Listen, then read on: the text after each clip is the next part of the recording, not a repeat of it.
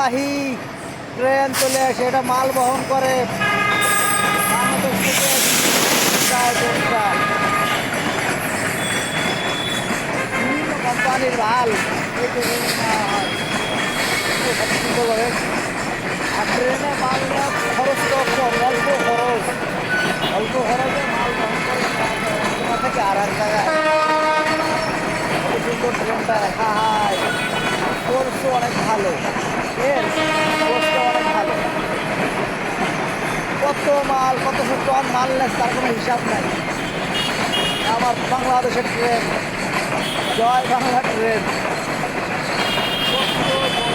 কত বড় তার ইয়াগুলো শেষ হচ্ছে না, মেলা বড় ট্রেনটা।